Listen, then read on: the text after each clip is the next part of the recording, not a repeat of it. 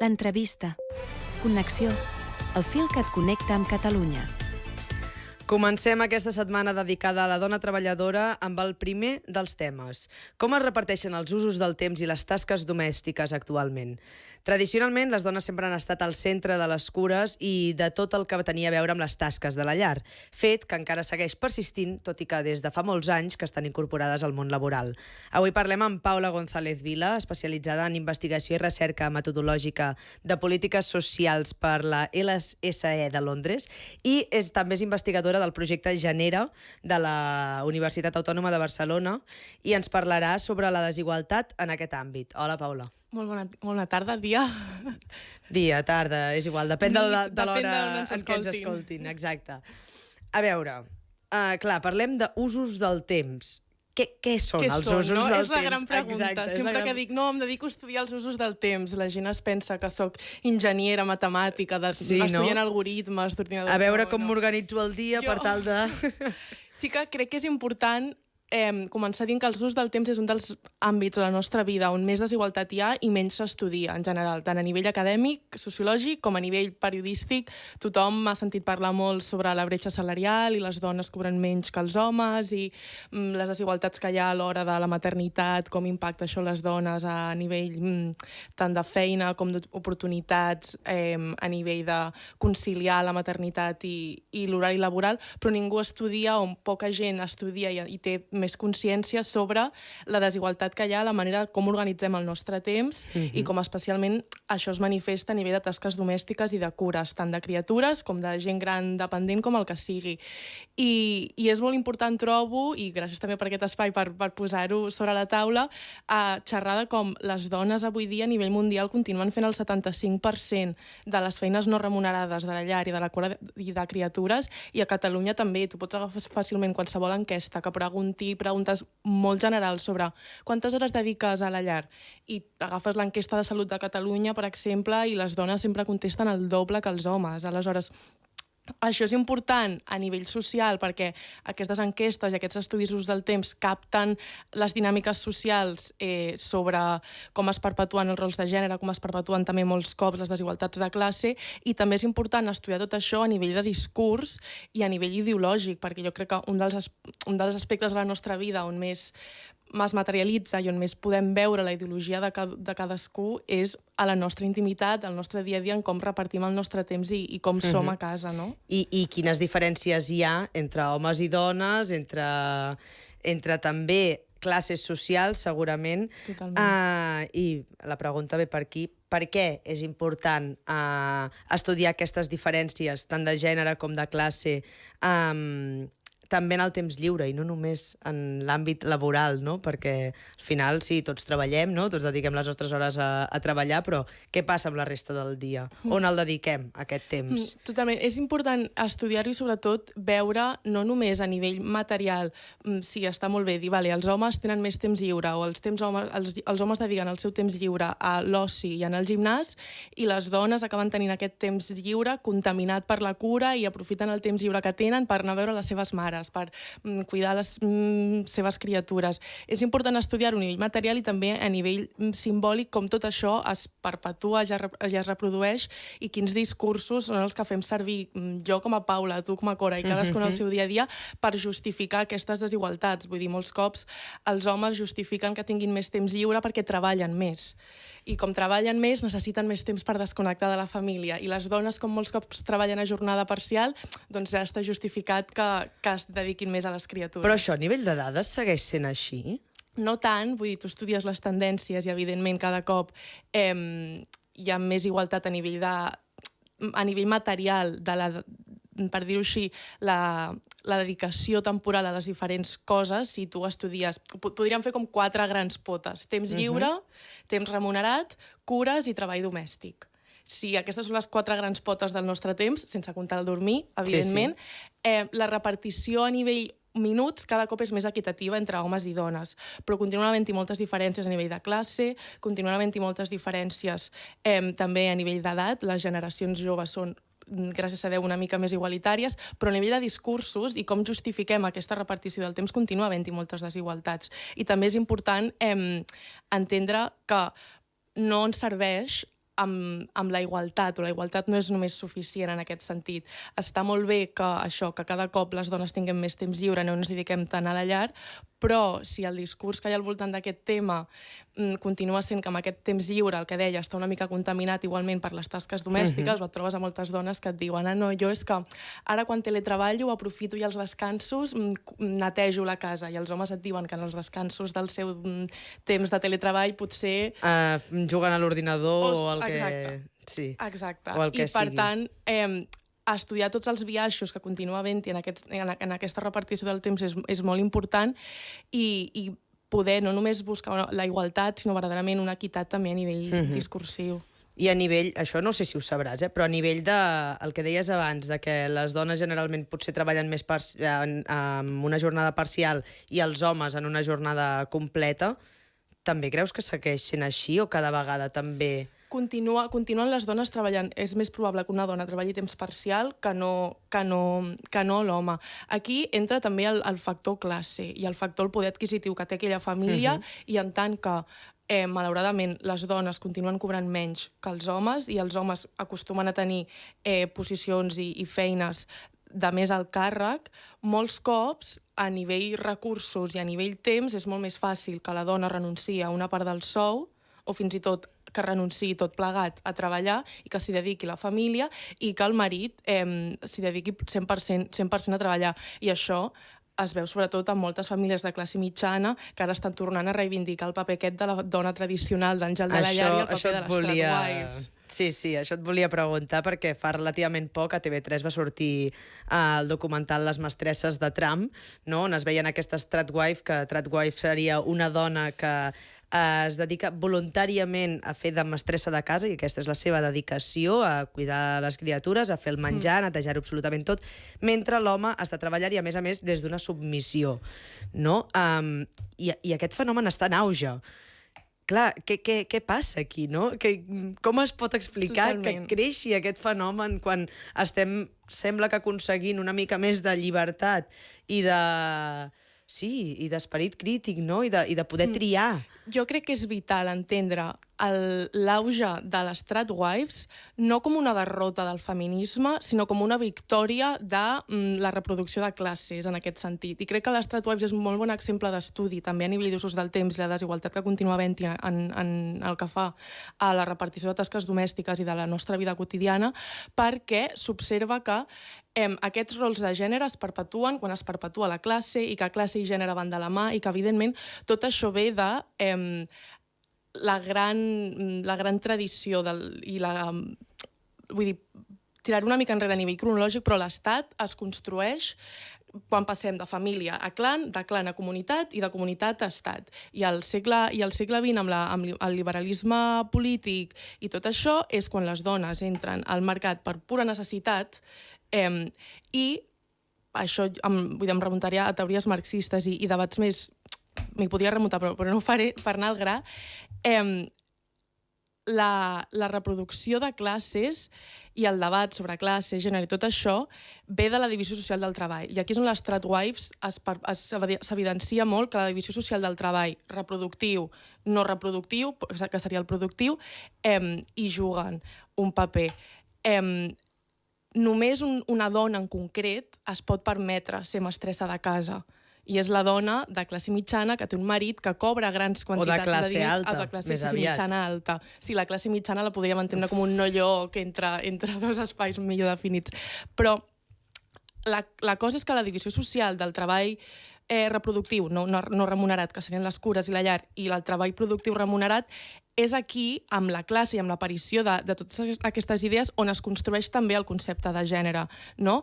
I el moviment tradwife i totes aquestes dones que ara reivindiquen recuperar aquest ideal de feminitat opressor del segle XX, no deixa de ser un moviment reaccionari a la igualtat de dones que pensen que verdaderament aconsegueixen més estatus de classe i els seus marits poden continuar perpetuant i reproduint aquestes dinàmiques de classe i aquesta reproducció de classe si elles reprodueixen aquests rols de gènere. Per tant, l'àngel de la llar només pot existir a famílies de classe alta i s'observa aquí molt bé que la socialització del gènere i la identitat de classe interactuen, es construeixen mútuament i, per tant, mai no veuríem una tradwife a la classe treballadora, perquè la seva materialitat no li com a permet. tal, no com estan plantejades aquestes tradwives que és una barbaritat. Totalment.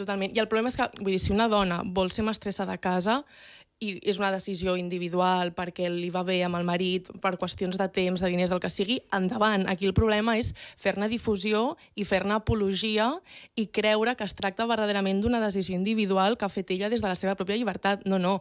I ha estat abocada per unes dinàmiques de gènere i unes dinàmiques de classe i el seu privilegi de classe li permet continuar reproduint aquests estereotips de gènere i sortir-ne beneficiada. Sí. Ara, marxant una mica de les tradwife i aterrant una mica més a la classe social més propera a la nostra, diguéssim, et trobes amb una família en què hi ha un pare i una mare, un home i una dona, i ella es queda embarassada. Què passa aquí? Perquè ella ha d'estar de baixa un temps i després, quan ja ha tingut la criatura, els dos poden agafar baixes, com es reparteix, no, tot això? Això és un tema molt interessant perquè, de fet, els últims estudis sobre el tema demostren que fins i tot parelles, per dir-ho així, igualitàries, on hi havia una repartició dels usos del temps bastant equitativa, on ell també participava molt en les tasques domèstiques, l'arribada de les criatures fa enrederir la dona i la fa tornar, per dir-ho així, hi ha un retrocés cap al model més tradicional perquè s'imposa que ella està obligada a fer baixes maternals més llargues. A molts països no està equiparada la baixa paterna i la baixa materna, per dir-ho així. I l'arribada de les criatures sempre és un moment on es perpetuen encara més els rols de gènere i els usos del temps tradicionals, per dir-ho així.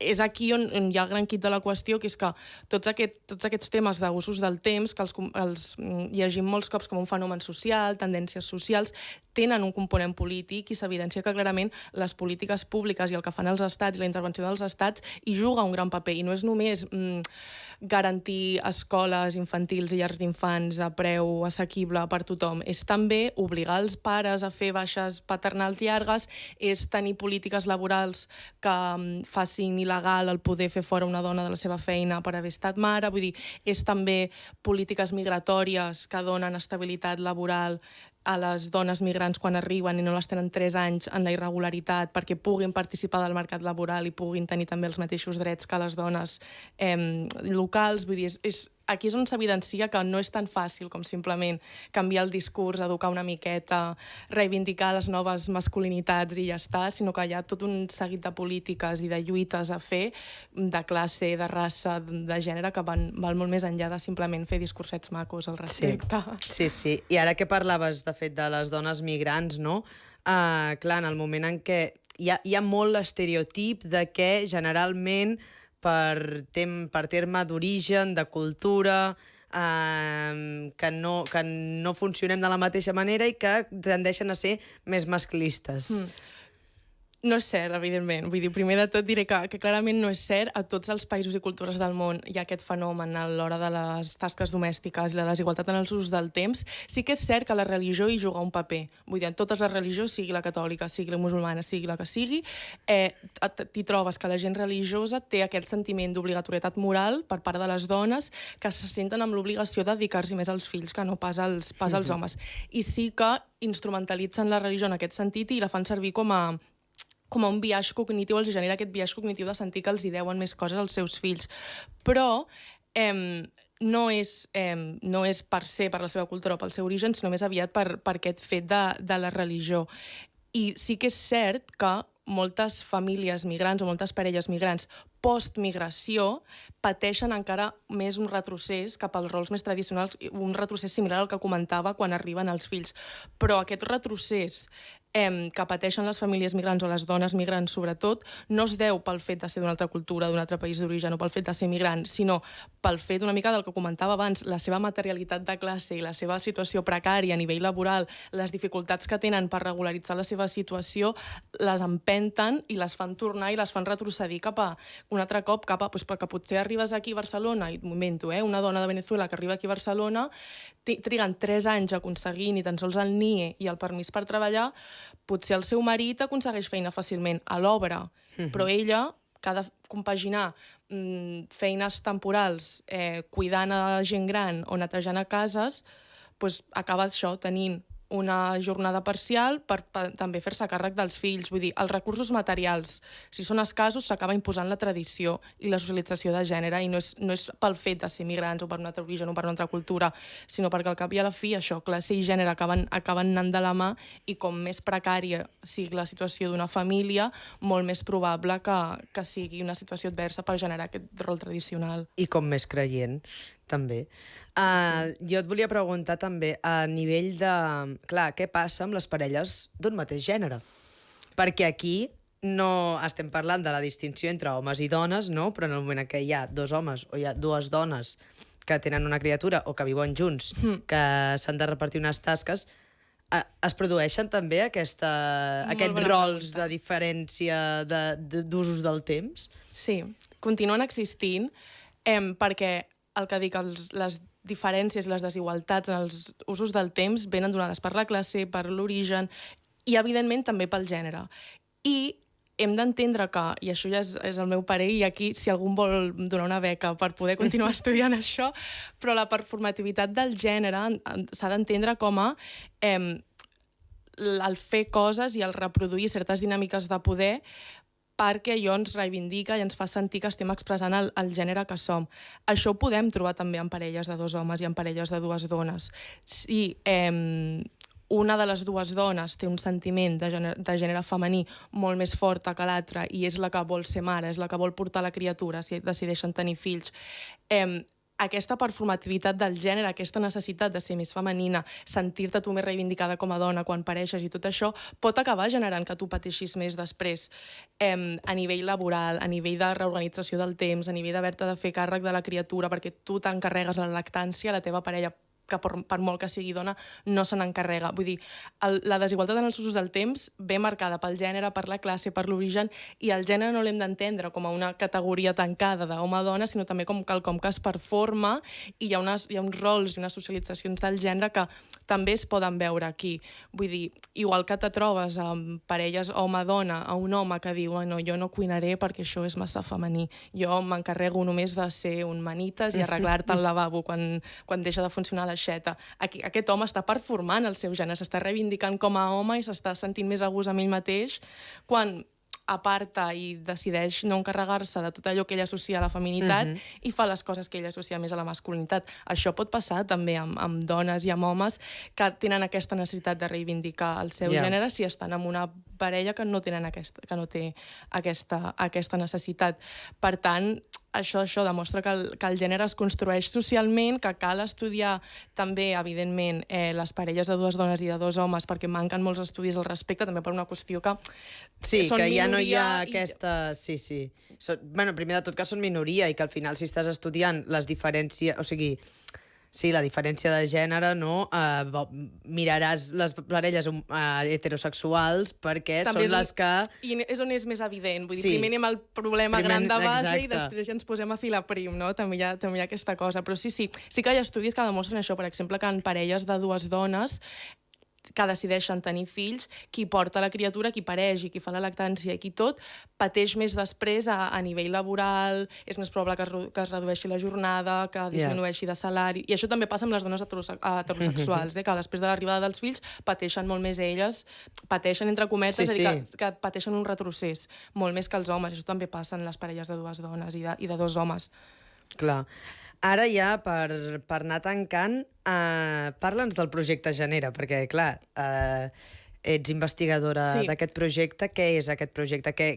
Entenc que els usos del temps, no? Sí. Però què investigueu concretament? El projecte Genera és un projecte de la Universitat Autònoma de Barcelona, està ara en el seu tercer darrer any, intentarem prorrogar-lo un quart any. És un projecte que està finançat pel Ministeri d'Innovació i de Ciència d'Espanya, però també col·labora molt amb la Direcció General de Cures i Organització del Temps del Departament de Feminisme de la Generalitat, i jo estic com a tècnica de recerca, sí que hi ha dos investigadors principals, se li diu, que són la Sara Moreno i el Vicent Borràs, que són professors titulars, i estem estudiant una mica tot això que jo estava comentant sobre els usos del temps i com val la pena estudiar-los no només a nivell material i quantificar-los a nivell de dedicació temporal, sinó entendre els discursos que hi ha al darrere i com ens justifiquem a nosaltres mateixos en aquestes desigualtats.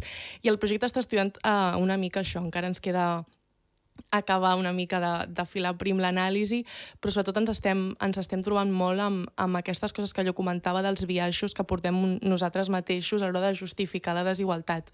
Estem veient una mica els discursos tant individuals com socials que es fan servir per justificar aquestes resistències de molts homes al canvi i a acceptar una major igualtat i involucrar-se més en la criança de les criatures o en les tasques domèstiques. Estem estudiant també les tendències de moltes dones a tenir aquesta sensació de necessito protegir els meus fills quan els homes no les tenen, i estem realitzant entrevistes, grups de discussió per poder captar tot això, i esperem que surtin els resultats en breu. Esperem que sí. Per acabar de tancar del tot, un desig en l'àmbit que m'has parlat? Bona pregunta. Jo sóc optimista, crec que anem cap a millor i que a poc això avançarà a nivell d'igualtat. El meu desig seria que la gent no confongui lluites o no es instrumentalitzi o redueixi les lluites a discursets macos de anem a defensar noves masculinitats, anem a educar els homes i que s'involucrin una mica més i ja està. No basta amb això. El meu desig seria que la gent verdaderament comenci a xerrar més dels usos del temps i de la importància que té la nostra vida quotidiana i el nostre dia a dia a nivell ideològic, i que entengui que això hi juguen moltes coses. I juga una lluita de classes, una lluita de gènere, i juga també una lluita per un sistema educatiu que permeti una mínima ascensió social i no reprodueixi les classes, i juga també unes polítiques de conciliació, laborals, migratòries, de tot plegat. Per tant, aquest és el desig, que vagi tot de la mà. Perfecte, doncs moltíssimes gràcies, Paula, per haver vingut. Gràcies. I ara us deixem amb el reportatge sobre el biaix de gènere en les infermeres.